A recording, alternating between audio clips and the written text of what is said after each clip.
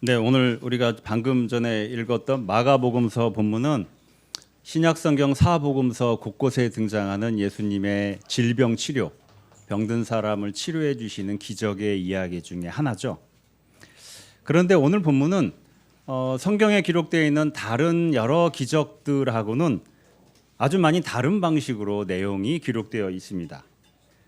그게 뭐냐면은 신약 성경에 있는 복음서에 있는 다른 예수님의 병자 치료 기적은 예수님이 낫거라 이렇게 말씀하시거나 아니면은 치료를 위한 어떤 행위를 하시면은 곧바로 치료가 이루어졌어요. 근데 오늘 본문은 그렇게 곧바로 치료가 한 번에 이루어진 게 아니라 두 번의 과정을 거쳐서 치료가 일어납니다. 신약 성경에서 유일하게 기록된 곳이에요. 예수님의 치료 기적이 두 단계에 걸쳐서 진행되는 유일한 본문이라고 할 수 있습니다. 왜 그랬을까? 다른 곳에 예수님께서 하셨던 행동하고 다른 방식으로 왜 두 단계에 걸쳐서 이 눈먼 사람을 치료하는 이 치료의 행위가 이루어졌을까? 오늘 이 본문은 오늘 본문의 내용을 기록한 마가복음서에 분명한 메시지, 의도가 담겨져 있는 내용입니다. 여러분, 예수님의 행위는 그 행위 자체도 의미가 있지만은 예수님은 말을 통해서 가르치시기도 하지만 어떤 행위를 통해서 사람들에게 메시지가 담겨져 있는 가르침을 주시기도 하거든요. 오늘 기적의 본문 두 단계에 걸쳐서 병자를 고쳤던 이 예수님의 행위도 거기에 분명한 어떤 예수님의 의도, 예수님의 메시지가 담겨져 있다는 겁니다. 자, 오늘 한번 본문으로 들어가 보도록 하겠습니다. 자, 먼저 우리가 먼저 읽었잖아요. 오늘 사건이 일어난 지역이 어디죠? 예, 벳세다입니다. 벳세다. 벳세다 들어봤죠? 네. 언제 들어봤어요? 네? 오늘? 오늘 말고 세원아, 그 전에 들어봤는데 언제 들어봤을까? 몰라요. 예, 역시 예, 자신 있게. 지난주에 들어봤는데? 예? 예. 여러분 기억나세요? 벳세다에서 무슨 일이 있었죠? 그렇죠. 오병이어 기적. 오병이어 기적. 오병이어의 기적이 어디서 일어나느냐? 벳세라는 동네의 빈들 광야에서 그 기적이 일어났습니다. 여러분이 벳세다 동네 사람들이라고 생각해 보세요. 내가 살고 있는 동네 그 동네 마을 외곽 그 빈들에서 남자만 5천 명, 다 합하면 한 2만 명으로 예상되는 사람들이 보리떡 5개하고 물고기 2마리로 배불리 먹고도 12강주리가 남는 기적이 일어났습니다. 어떻겠어요? 아마 벳세다 동네 사람들은 자기 동네에 2만여 명의 사람들이 모인 것도 놀라운 사건이었을 거예요. 그래서 대체 무슨 일인가 하고 구경 나가고 그랬을 거예요. 분명히 그 오병이어 기적의 현장에 있었거나 또는 옆에서 지켜봤거나 집에 옥상에 올라가서 지켜봤거나 아니면은 누군가에게 이 기적에 대한 생생한 이야기를 들었을 겁니다.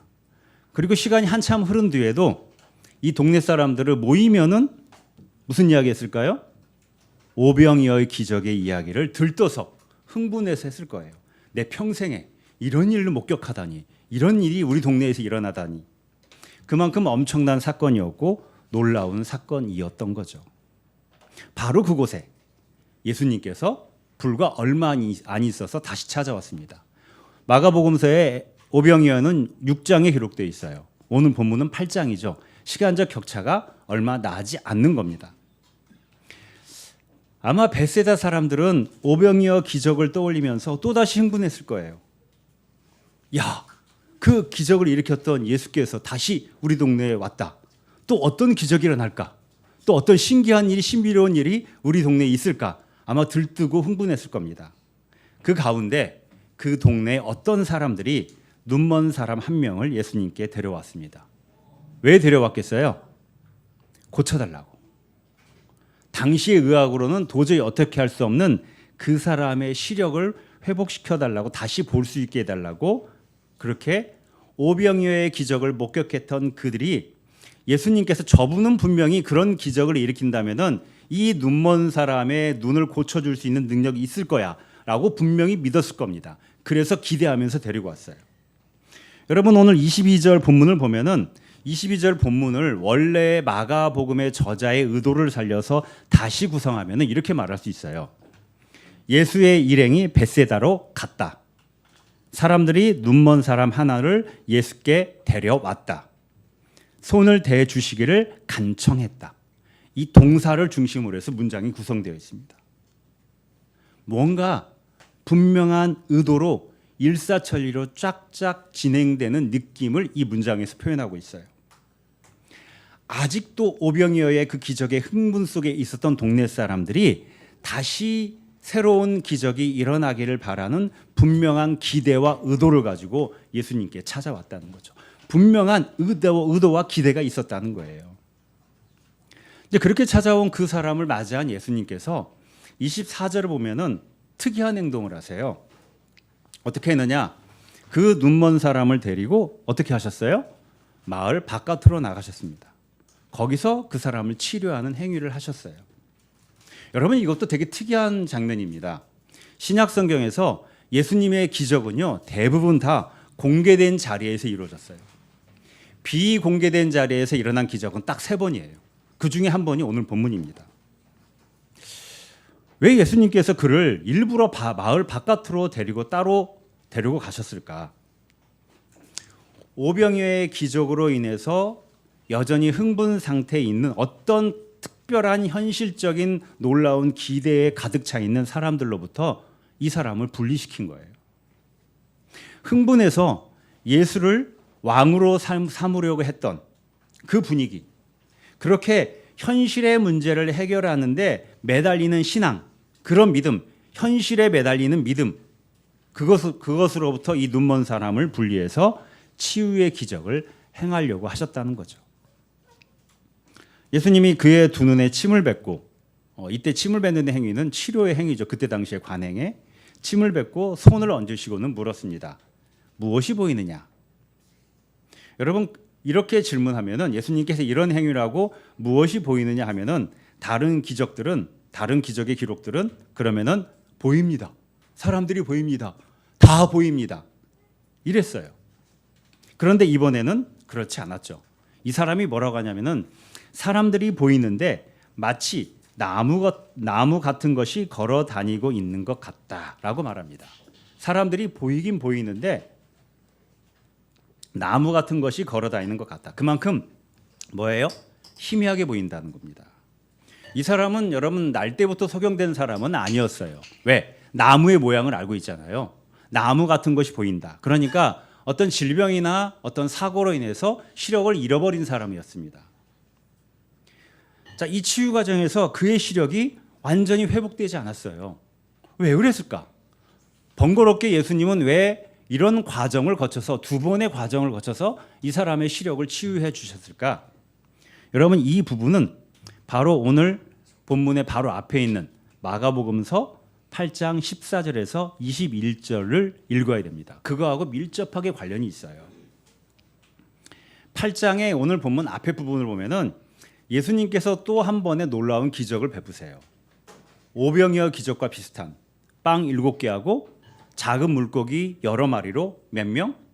성인 남성만 4,000명이 먹고 7광줄이나 가득 남는 기적이 일어납니다. 한 번 일어나도 결코 잊어버릴 수 없는 그 기적이 연속으로 일어난 거예요. 비슷한 기적이.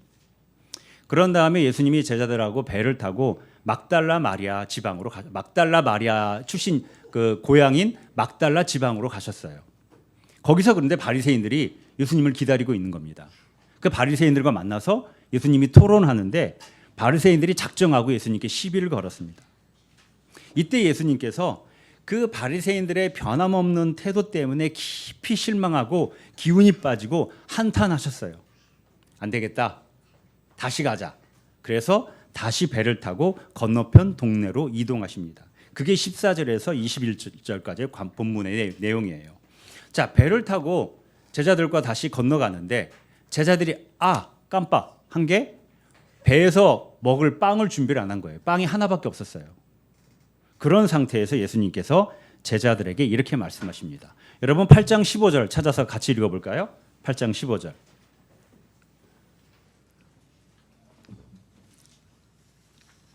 8장 15절 제가 읽어보겠습니다. 예수께서 제자들에게 경고하여 말씀하셨다. 너희는 주의하여라. 바리새파 사람의 누룩과 헤롯의 누룩을 조심하여라. 너희는 주의하여라.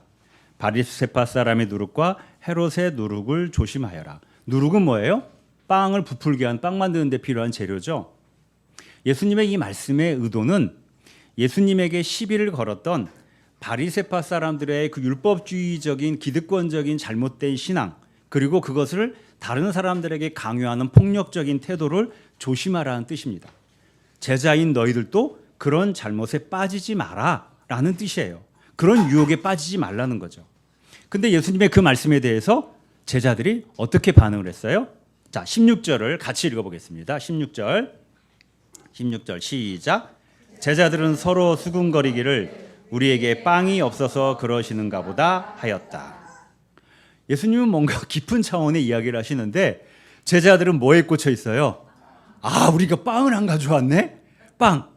뭔가 연상되는 게 여러분들 그럴 때가 있잖아요. 누군가 뭔 이야기 했는데 내가 연상하고 있는 걸 자동적으로 가가지고 그 사람의 내용하고 상관없이 그거 이야기하는 것처럼 오병이어 기적, 그 다음에 4,000명을 먹이신 기적, 빵빵빵 하다가 빵이 없네?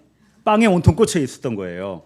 예수님이 누룩을 조심하라 하니까 우리가 빵이 안 가져온 걸 예수님이 질타하시나 보다. 이렇게 된 거죠. 여러분, 이 본문은 그때 당시의 제자들의 상태를 그대로 보여주고 있어요. 제자들은 예수를 믿고 따르면서 하나님 나라의 삶을 살아가는, 하나님 나라의 삶을 지향하는 사람들이었습니다. 그 과정에서 오병이어의 기적을 경험하고 4,000명을 배불리 먹이는 기적을 연속으로 경험했어요. 그런데 제자들은 그 기적의 참된 의미를 깨닫지 못해요. 여전히.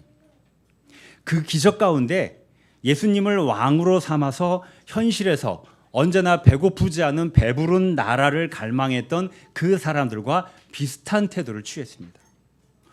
오병이어의 기적을 통해서 드러난 하나님 나라, 그 하나님 나라의 깊은 의미와 가치, 그 영적인 차원을 보지 못하고 단지 배불리 먹는 현실의 문제, 빵의 문제로만 그 기적을 보고 있다는 거죠. 빵의 문제로 배고픈 현실에서 그 문제가 그렇게 크게 다가온 거예요. 여러분, 여기서 눈먼 사람의 이 첫 번째 단계에 희미하게 보이는 치료의 상태는 당시에 이 제자들의 이 모습과 함께 예수를 믿고 따르지만 예수의 길을 제대로 보지 못하는 2000년 기독교 역사의 수많은 신자들의 모습을 상징한다고 볼 수 있습니다. 진리를 믿는데 그 진리를 온전히 보지 못해요. 그래서 진리를 향한 삶을 제대로 살아내지 못하고 진리를 향한 삶을 지향하지 못합니다. 여전히 빵의 문제에 갇혀서 하나님 나라의 가치를 위한, 하나님 나라의 비전을 위한 삶을 살아가질 못해요. 그래서 예수님을 어떻게 생각하느냐? 자신들의 빵을 해결해 주는 왕, 빵의 해결사로 예수님이 기능해 주기를 바라요. 여러분, 지금 여기에 우리에게도 그런 모습이 분명히 있잖아요. 특별히 지금의 한국교회 많은 신자들에게 하나님에 대한 이런 기대와 바람 속에 있는 사람들의 모습이 많이 눈에 띕니다. 하나님 나라의 가치를 온전히 따라가는 삶을 살아가지 못하고 하나님을 빵이라고 하는 삶의 조건, 현실의 조건을 해결해 주는, 그것을 더 풍요롭게 해주고 안전하게 해주는 분으로 기대할 따름이라는 거예요. 그러다 보면은 오히려 더 구원의 선물을 누리지 못합니다. 내 자신에게 이미 주어진, 내 자신에게 이미 활짝 열려있는 참으로 풍성하고 찬란한 그 구원의 삶을 제대로 누리지 못하고 살아내지 못한다는 거예요. 오히려 빵이라고 하는 현실적인 조건에 매달리다 보니까 그것이 채워지지 않을까 봐서 걱정과 불안 속에 살아가죠. 예수님께서 분명 말씀하셨어요. 무엇을 먹을까? 무엇을 입을까? 무엇을 마실까? 염려하지 말라 하셨는데 그것은 무슨 말이냐? 우리에게 이미 그 이상의 차원을 삶을 살아갈 수 있는 능력이 그리스도 안에서 주어져 있다고 말씀하셨는데 여전히 그것에 대한 걱정과 염려 속에 주눅이 들어있어요. 주눅 들어있습니다. 겁먹은 상태로 살아가요. 겁먹은 상태로. 제가 이 소위를 처음 시작하기 전에 제가 속한 교단의 총회 기관에서 일을 하고 있었어요. 그때 아는 목사님하고 제가 맡았던 그 기관의 일에 대해서 이런저런 이야기를 나누었는데 그분이 저한테 이런 이야기를 했습니다. 최 목사님은 자신이 누구인지 아직도 모르는 것 같아요. 그래서 그게 무슨 말이에요? 그랬더니 아니 목사님이 그 기관의 대표잖아요. 그 기관의 최종 책임자잖아요. 근데 최 목사님이 지금 하는 이야기는 마치 실무자가 한탄하면서 투정 부리는 것 같아요. 지금 말한 그 문제들은 그 기관에 있는 문제들은 대표인 당신이 책임지고 해결해야 될 건데 무슨 실무자처럼 투덜거리고 있느냐? 그걸 누가 하라는 거냐? 자신이 누구인지 모르는 것 같다라고 이야기했습니다. 제 인생에 무척 창피했던 몇 안 되는 순간이었어요. 내가 누구인지 모르는 거예요. 나는 책임자인데 그냥 일개 간사로서 그러고 있었던 거죠. 여러분 근데 이런 일이 사실 우리가 살아가면서 우리에게 자주 일상적으로 일어납니다. 내가 누구인지 잘 몰라요. 내가 누구인지 잘 보지 못합니다. 여러분 우리는 누굴까요? 여러분 누구세요? 여러분 자신이 누구라고 생각하십니까? 여러 가지로 이야기할 수 있을 거예요. 오늘 로마서 6장 22절 한번 찾아보자고요. 로마서 6장 22절 같이 읽어보겠습니다. 로마서 6장 22절 같이 읽어보겠습니다. 시작. 이제 여러분은 죄에서 해방을 받고 하나님의 종이 되어서 거룩함에 이르는 삶의 열매를 맺고 있습니다. 그 마지막은 영원한 생명입니다. 이 6장 22절의 여러 가지 많은 부분들을 이야기하고 또 해석하고 말할 수 있지만 오늘은 포인트는 여기에요. 그 마지막은 영원한 생명입니다. 그 마지막은 영원한 생명입니다. 몰트만이라는 신학자가 있어요. 현재 살아있는 독일 신학자 중에서 가장 많은 영향력을 미친 분 중에 한 분입니다. 그분이 현재까지 쓴 책 중에 마지막으로 쓴 책이 나는 영생을 믿는다. 나는 영생을 믿는다. 라는 책입니다. 2015년에 이제 연세가 많이 드셨죠. 2015년에 아내가 먼저 세상을 떠났습니다. 그래서 스스로 가장 가까운 사랑하는 이의 죽음을 맞이하면서 죽음에 대해서 깊이 묵상한 끝에 죽음과 그 이후 부활에 대해서 자신의 묵상을 기록한 책이에요. 여기서 몰트만이 영생, 영원한 생명을 뭐라고 표현하냐면은 충만한 생명력, 생명의 충만이라고 정의를 합니다. 영생이라는 것은 우리가 흔히 아는 것처럼 시간의 길이를 연장하는 그런 차원이 아니라는 거예요. 단지 우리가 이 세상을 살다가 죽음을 맞이하고 그 죽음 이후에도 내가 계속 존재하고 있는 거다. 그렇게 내 인생의 내 삶의 시간이 계속 연장되는 거다. 이게 영생이 아니라는 겁니다. 그 시간마저도 넘어서는, 죽음마저도 넘어서는, 나라고 하는 개인의 개별성도 넘어서는 우주적인 차원의 생명의 충만함, 이게 영생이라는 거예요. 여러분 우주가 처음에 시작할 때 빅뱅이라는 사건이 있었어요. 한 점에서 이 거대한 우주가 만들어졌습니다. 그 빅뱅 할 때 그 한 점은 우리가 알고 있는 시간과 공간의 차원을 넘어서요. 우리가 살아가는 삶의 현실의 차원을 넘어서는 신비로운 차원의 사건입니다. 영생이 그와 같다는 거예요. 다른 말로 하면은 신적 생명력, 완전하고 순수한 사랑, 향신기도에서 주로 말하는 표현으로 한다면은 하나님의 현존, 하나님의 현존이 영생이에요. 하나님의 현존. 그 하나님의 현존 가운데 있는 그 에너지, 그 생명력이 누구에게? 나에게 있다는 겁니다. 내 삶의 마지막은 그 하나님의 현존의 에너지가 완전히 드러나고 완전히 발현되는 순간이라는 겁니다. 그거를 우리가 천국에 갔다, 하나님 품에 안겼다라고 은유적으로 표현하는 거예요. 이 세상의 차원을 넘어서는 존재가 되는 거죠. 내 존재 자체가 신적 생명에 충만한 신성 그 자체가 되는 게 죽음 사건 이후에 나의 마지막이라는 겁니다. 그런데 여러분 여기서 이 마지막은 시간의 끝, 시간이 흘러가다 끝이라는 의미도 있지만 다른 뜻도 있어요. 뭐냐? 근원, 바탕, 토대라는 의미도 있어요. 그러니까 내가 인생을 살다가 내 인생의 끝에 영생, 마지막이 영생이다. 그런 의미일 수도 있지만 근원, 바탕, 토대. 지금 현재 여기에 나의 근원과 나의 토대와 나의 바탕이 뭐다? 영생이다라는 거예요. 신적 생명력, 하나님의 현존이라는 겁니다. 나중이 아니라 지금 여기에 우리 존재, 현재 내가 살고 있는 내 삶의 바탕이 영원한 생명이라는 거예요. 우리가 그런 존재라는 겁니다. 그래서 구원받았다고 말하는 거예요. 그게 구원의 의미예요. 그런데 대부분의 우리들은 당시의 제자들처럼 1단계 흐릿하게 보는 사람으로 머물러서 살아가요.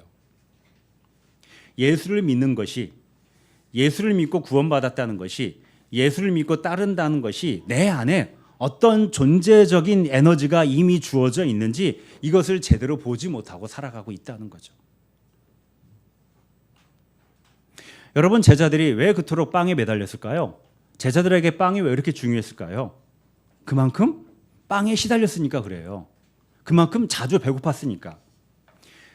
안식일 계명은 유대인들에게 되게 중요했어요. 안식일에 일하면 안 돼요. 그런데 제자들이 오죽했으면은 안식일에 일하지 말라는 안식일에 밀밭을 가다가 오죽 배고팠으면은 그냥 가지 못하고 밀밭에 나달을 이렇게 뜯어가지고 그걸 이렇게 이겨서 먹었겠어요. 밀밭에 나달을 뜯어서 이렇게 흐트러서 먹는 거, 이것도 일이에요. 당시의 계명에 의하면은. 계명을 어기고 먹었어요. 그만큼 배고픔이 일상다반사였다는 겁니다. 그러니까 빵이 중요할 수밖에 없어요. 지금 안 먹으면은 내일 굶을 수도 있다는, 그리고 모레도 굶을 수 있다는 불안이 늘 그들을 지배했던 거죠. 여러분, 우리도 비슷해요. 우리가 걱정 없이 살기 위해서 필요한 우리의 삶의 현실적인 조건들이 있죠.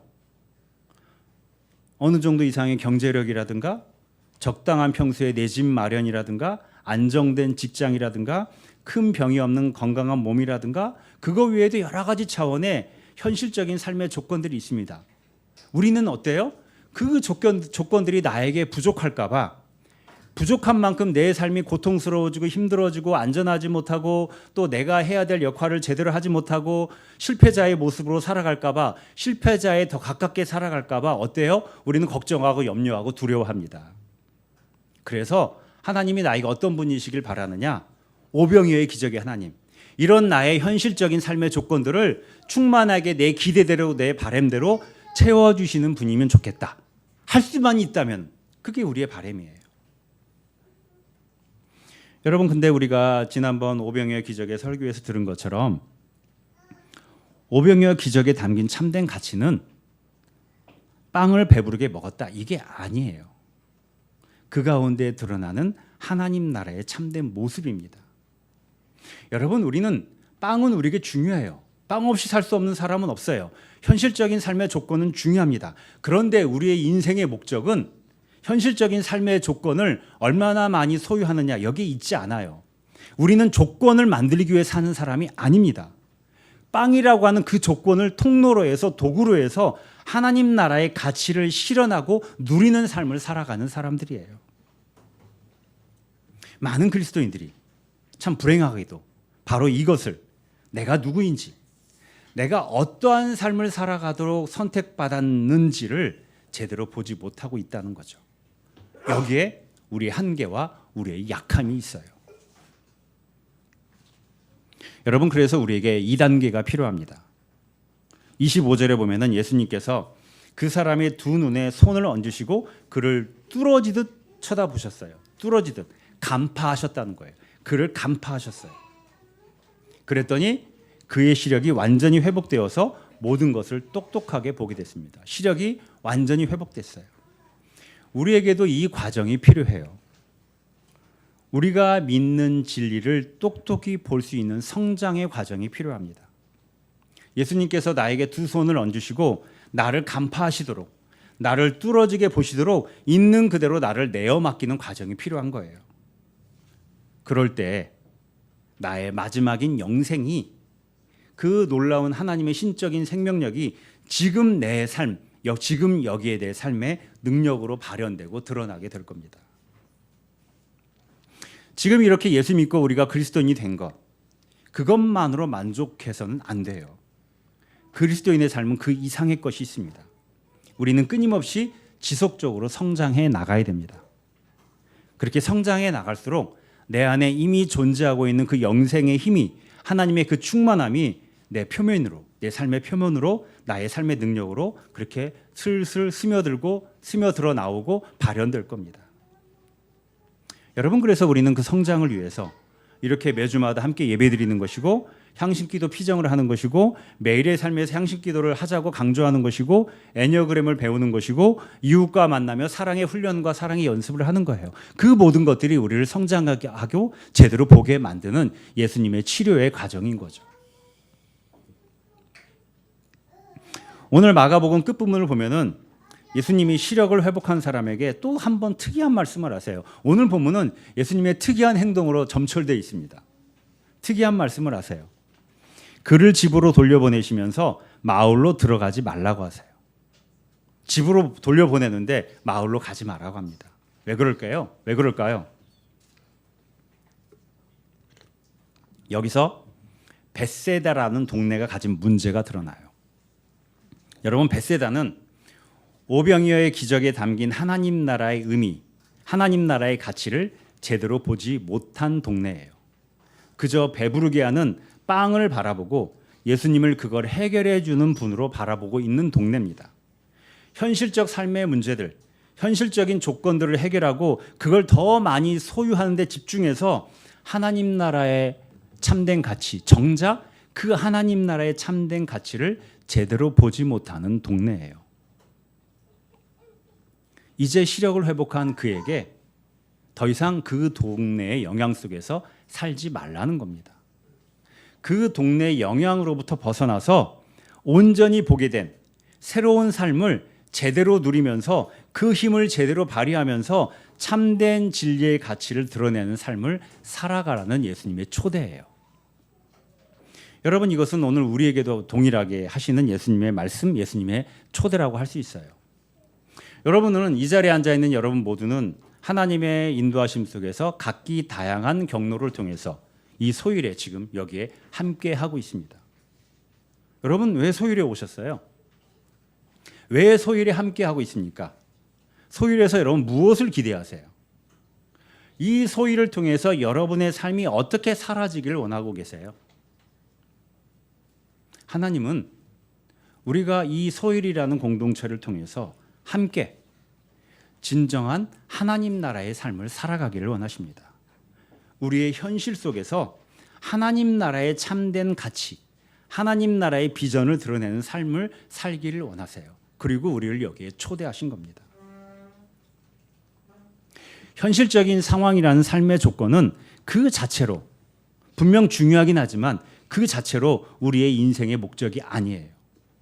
그 조건들은 하나님 나라의 가치를 이루는, 지난번에 제 설교의 표현대로 하면은 우리의 사랑이 흘러가는 통로가 되어야 돼요. 통로가 되어야 됩니다. 사랑이 흐르는 통로. 그러니까 우리는 이제 다시 벳세다로 들어가면 안 돼요. 그 동네와는, 벳세다와는 다른 세계관, 다른 가치관, 다른 삶의 방식을 가지고 살아야 합니다.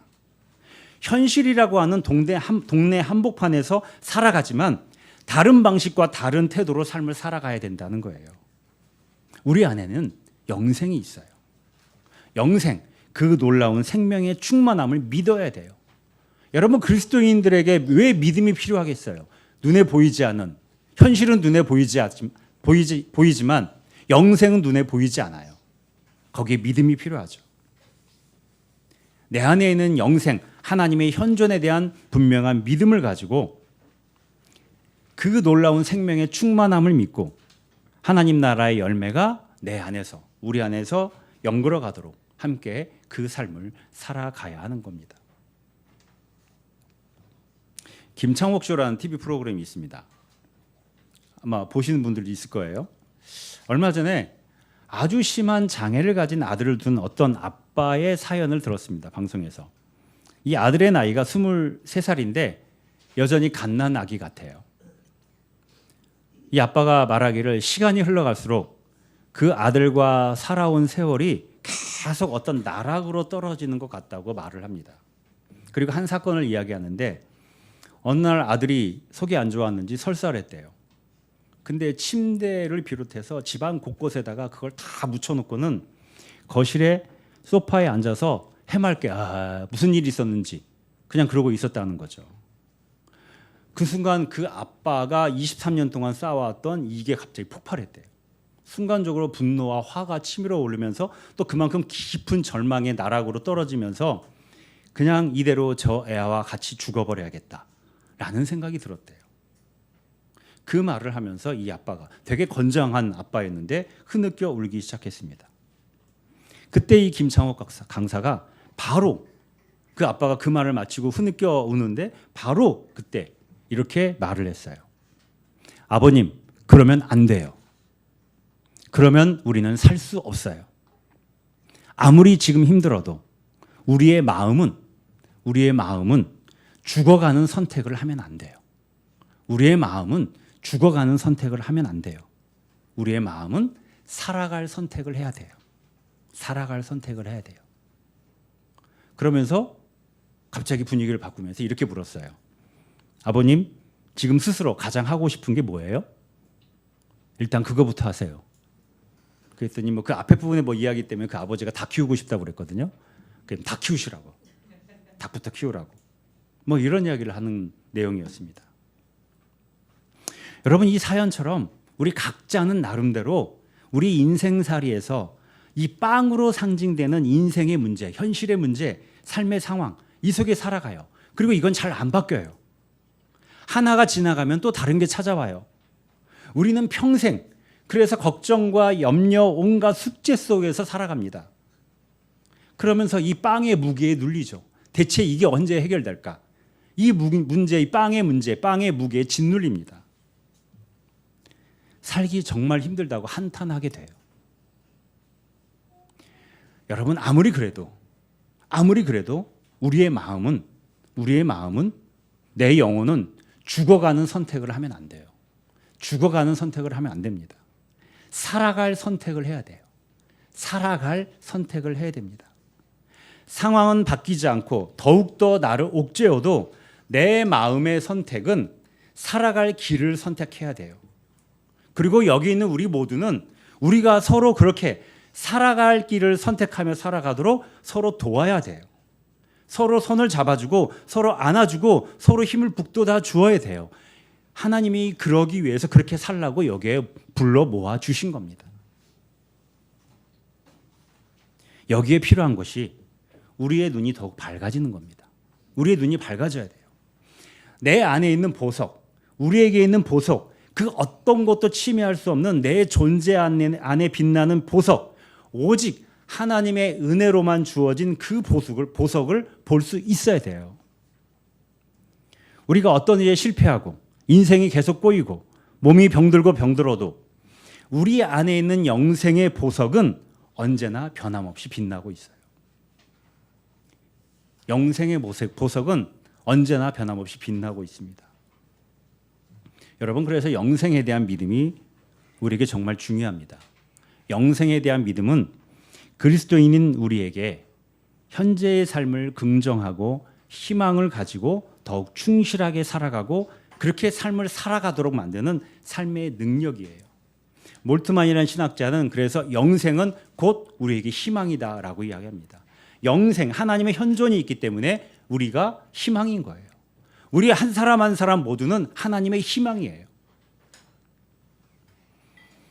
교회는 바로 이 믿음을 더욱 굳건히 하는 공동체입니다. 서로의 사랑 가운데서 그 믿음으로 서로를 격려하고 위로하고 손을 맞잡고 그렇게 함께 살아가는 것이 교회라는 믿음의 공동체라는 거죠. 오늘 이사야서 본문은 이렇게 말씀하시고 있죠. 오너라 야곱의 족속아, 주님의 빛 가운데서 걸어가자. 오너라 야곱의 족속아. 오너라, 하나님 나라의 삶으로의 하나님의 초대입니다. 주님의 빛 가운데 걸어가자. 하나님께서 야곱의 족속 이스라엘 사람들을 초대하신 것처럼 마찬가지로 오늘 이 시대의 우리를 하나님께서 빛 가운데로 초대하셨어요. 구체적으로 이 소일의 자리에서 빛 가운데서 인생의 길을 걸어가라고 하나님께서 우리를 초대해 주셨습니다. 여러분, 올해 우리 교회의 핵심 방향 공동회의 때 하반기 작년에 공동회의 때 우리가 결의했던 우리 교회 핵심 방향이 뭔지 아세요? 기억나세요? 네, 기억이 안 나야지 이렇게 할 이야기가 또 있죠. 현실의 삶에서 소일의 고백 구현하기입니다. 현실의 삶에서 소일의 고백 구현하기.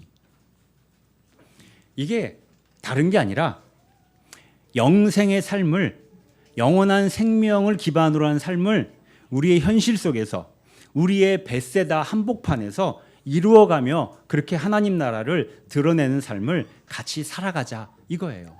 밥 먹는 거, 잠자는 거, 일하는 거, 함께 웃고 떠드는 거, 그 모든 삶의 현실 속에서 영생의 삶을 그 벳세다라고 하는 명확한 현실 한복판에서 같이 이뤄나가자. 거기가 하나님 나라가 되게 하자. 그런 삶을 살아가자. 이런 의미입니다. 우리 교회가 걷는 묵상 여행을 하잖아요. 여러분 걷는 묵상 여행을 한번 생각을 해보세요. 지난번 걷는 묵상 여행 때 우리 막내 윤수리부터 시작해서 최순철 집사님까지 다양한 우리가 함께 걸었습니다.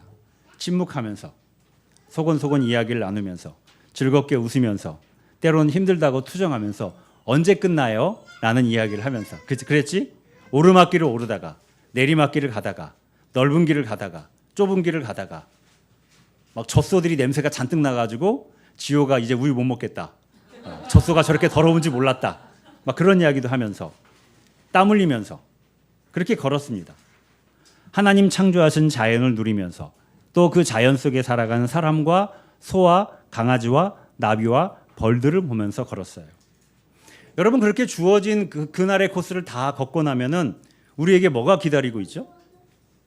갔던 분들 뭐가 기다리고 있어요? 먹고 마시는 게 기다리고 있어요. 그렇죠? 먹고 마시며 즐겁게 떠들고 이야기 나누는 만찬이 기다리고 있습니다. 예수님께서 당시 사람들과 모일 때 먹고 마셨던 것처럼 그렇게 함께 즐겁게 먹고 마시는 시간을 우리가 다 걸은 다음에 가졌어요. 저녁 시간에. 여러분 저는 이게 그 마지막은 영생이라는 말씀에 딱 맞는 이미지라고 생각해요. 우리가 손을 맞잡고 함께 걸어가는 인생이 이렇다는 겁니다. 이렇다는 거예요. 여러분 그래서 소일의 삶은 빛 가운데서 함께 걷는 여행이어야 됩니다.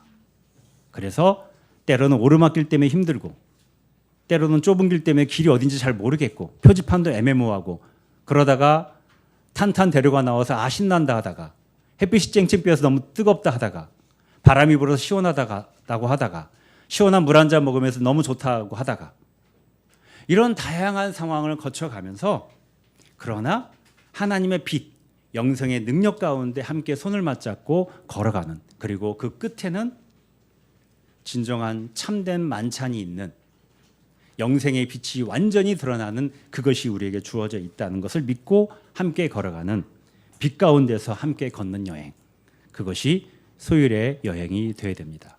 소일의 인생살이가 되어야 됩니다. 그렇게 하나님의 빛 가운데 우리의 빵의 문제가 얼마나 무겁든 가볍든 우리 안에 있는 영생의 힘, 하나님의 현존을 믿으면서 신뢰하면서 빛 가운데서 걸어가는 걷는 여행으로서의 인생을 같이 살아가는 우리 소일이 되기를 바라겠습니다. 기도하겠습니다.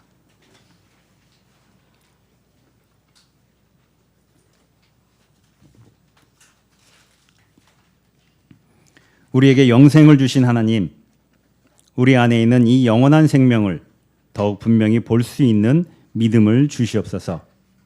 그래서 빵의 문제로 그 무게 때문에 걱정하며 불안 속에 짓눌려 겁먹지 않게 하여 주시옵소서. 오히려 그 빵을 통해서 하나님 나라를 온전히 드러내는 하나님 나라의 열매를 맺어가는 삶을 살아가는 우리가 되게 하여 주시옵소서. 우리는 연약하지만 우리는 겁이 많지만 그러나 우리 안에 있는 하나님의 영생은 하나님의 생명의 충만함임을 믿고 그 믿음으로 우리가 함께 손을 잡고 그 빛 가운데서 함께 걸어가는 인생을 살아가게 하옵소서.